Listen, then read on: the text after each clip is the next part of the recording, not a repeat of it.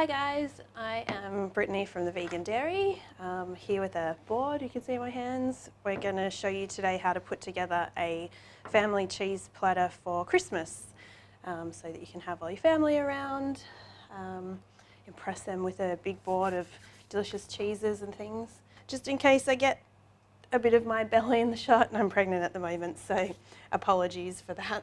So I like to generally have some different height levels on a cheese platter. So you can see, for example, I've got some taller glasses here to put hummus in, to put some crackers in, and then we've got some smaller jars here for things like olives and fruit paste.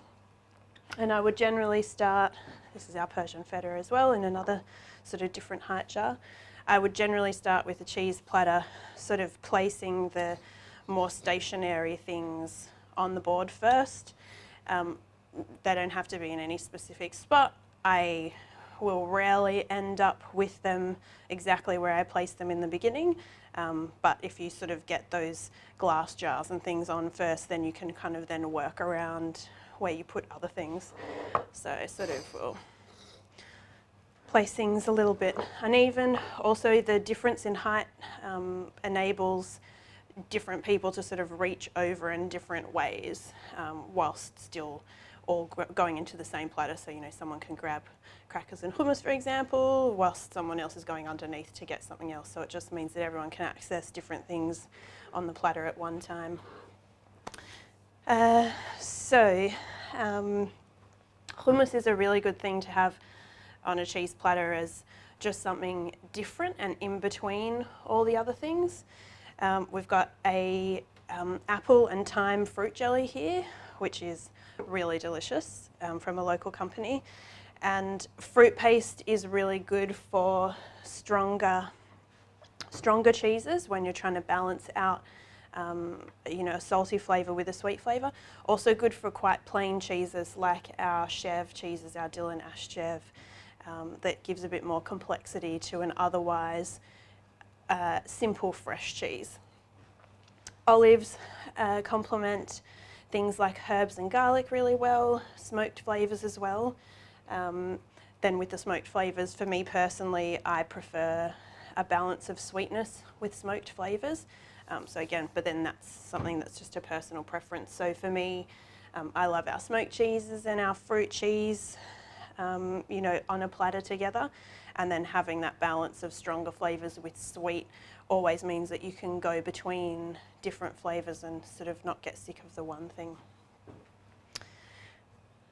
So we will always bring in a selection of fresh fruit as well.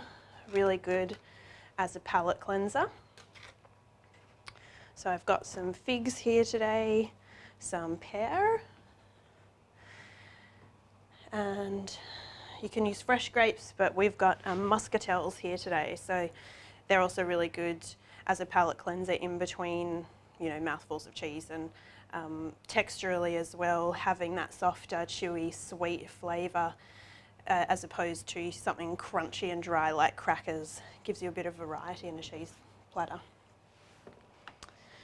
We've got some bread, obviously, and I've prepared a separate bread board that just makes it easier to sort of put bread on the side sometimes. So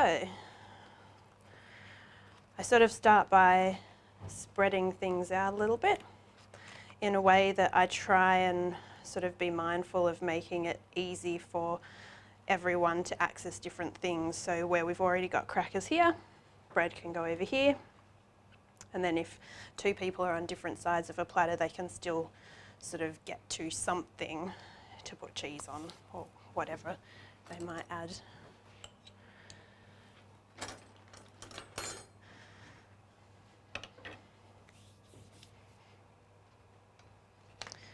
We've also got some dates. Dates are a really beautiful addition to cheese platters. They look really rustic. Again, another palate cleanser, I talk about that a lot, but it's good to have, it's really cool to have difference in texture, difference in flavour, freshness versus dried fruits, and then the savouries like the olives and the hummus and stuff. So with the cheeses,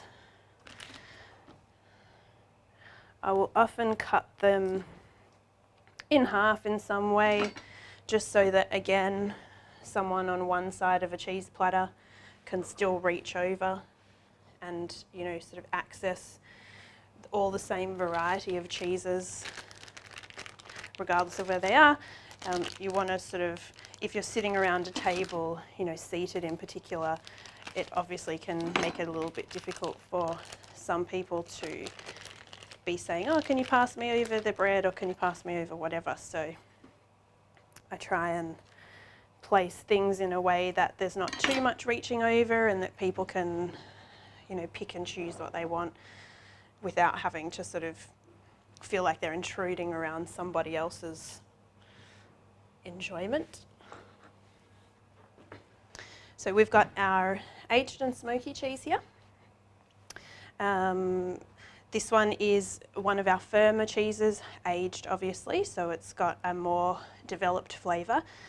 It's then rolled in smoked paprika and lightly smoked. So this is more of a stronger flavoured cheese, really good for the men. Men usually love this one. This cheese here is our fruit cheese. This is one of my personal favourites. Really light, fresh cheese base with dried apricots, dates and cranberries mixed through it, and then it's got crushed pistachio nuts on top. For me, these two are a really good pairing to have on a cheese platter. Very different flavours, and in the same way of going between different flavours and enabling you to sort of switch your palate and not get too sick of having something too strong or something too sweet. These are really good balance with each other.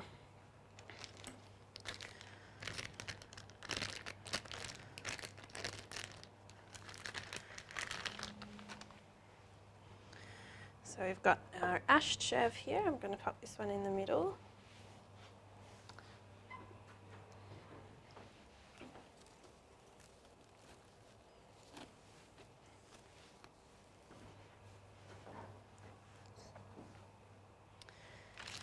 And we have our chili chives cheese here as well, which is another one of our aged cheeses.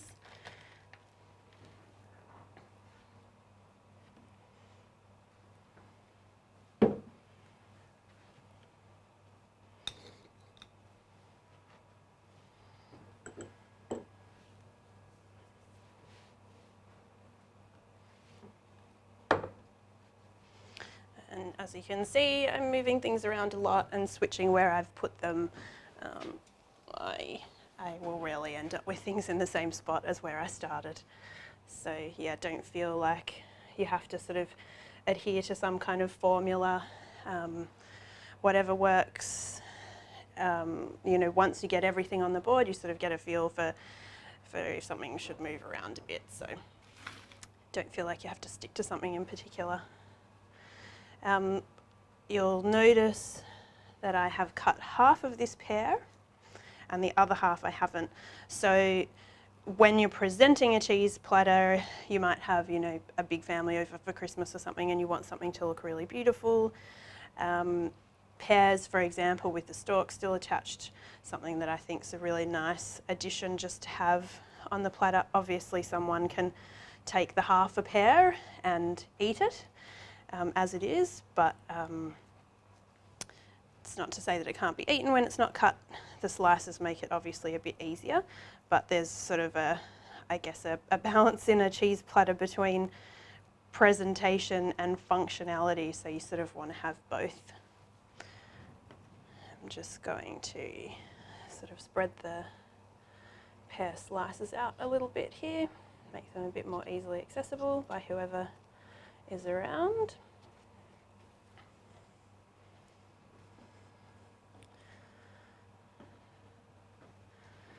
And we've also got some strawberries. Strawberries I wouldn't necessarily eat with cheese themselves, but they obviously add a lot of colour and freshness to a cheese board. And you can sort of dot different fruits around. I've seen lots of different cheese platters where some people prefer to sort of have sections of things, so things are grouped together in terms of fruit or cheese or things like muscatels, olives. For me, I sort of prefer to dot them around so that, as I was explaining before, different people can reach in from different areas and be able to access different things quite easily. Always have different cutlery options ready-made, ready sort of to go within your cheese platter. So having spoons and knives and things already with your fruit pastes, with your cheeses, olives, feta obviously is here as well. Just makes it really easy for people to sort of dig in and not have to go, oh, have you got a spoon for that?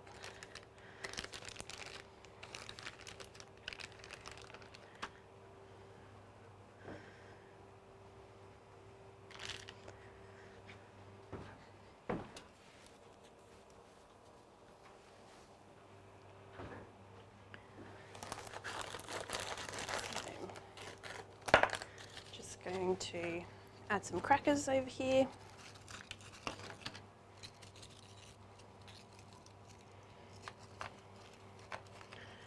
Again, easily accessible. Lots of different bits in areas that people can sort of easily get to when they're just wanting to reach over and dig in.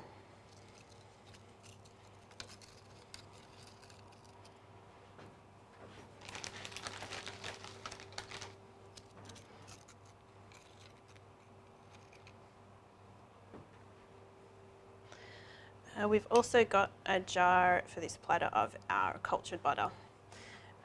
So we've got a bread plate that I'll bring out on the side, and obviously having butter there is just something really nice with bread, something a bit different. I will usually just sort of break up the butter at the top of the jar a bit. Not necessarily to make it look used or messy, but just to make it a bit more practical for people to get into.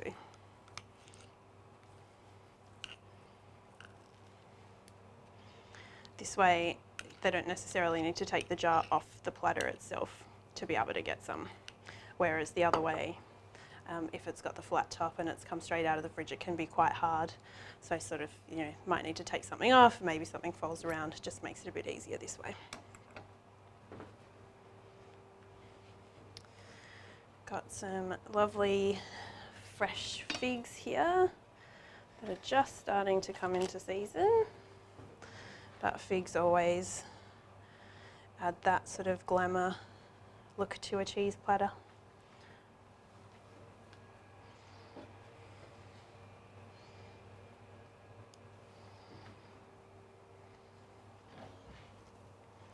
And the dates that we were talking about earlier.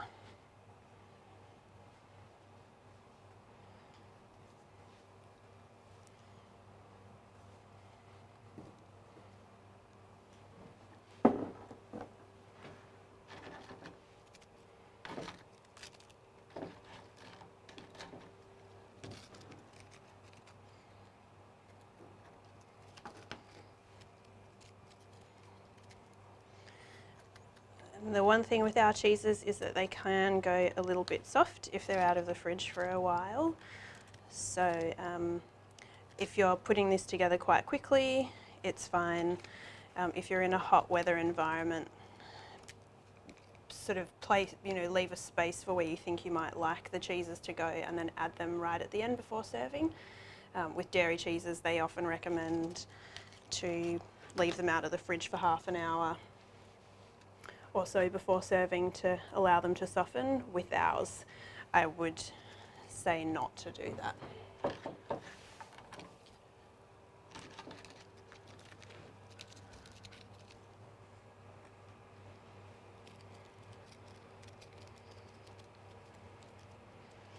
Just adding in some sun-dried tomato crackers here. You can see they give another flavour, not flavour variation, colour variation there.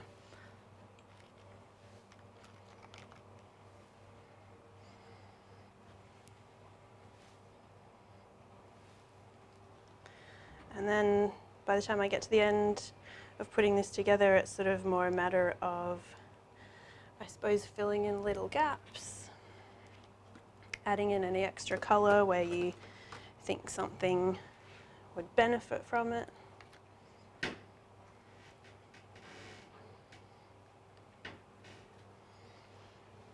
And again, making it easy for people to grab things from anywhere that they are, and making it seem really appealing.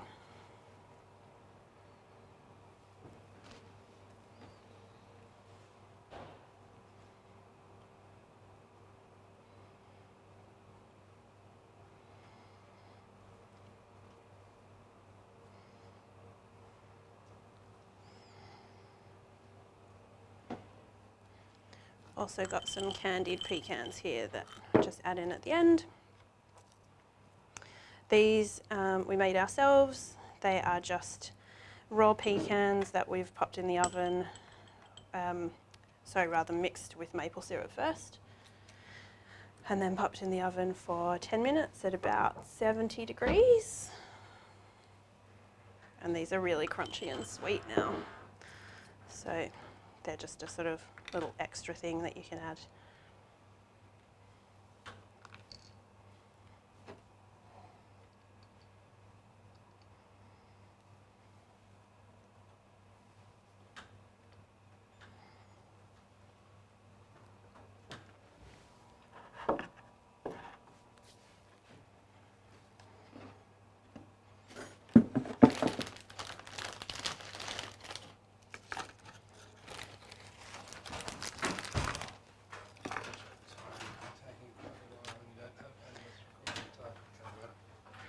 Go back, do that again without me saying stuff.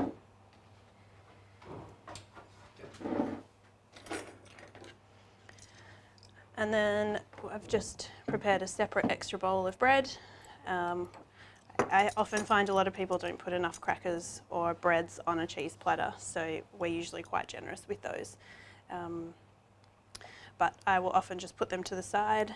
Makes it a bit easier to display everything else and easier for people to access the bread and things without having to dig over each other. So that's pretty much it. Got an extra knife here. Spoon if you like in the hummus. And there you go. There's a family Christmas cheese platter. Hope you guys enjoy. Merry Christmas. And yeah, we'd love to hear your feedback on how you go with your platters and what your favourite cheeses are to use on your family platters. Thanks.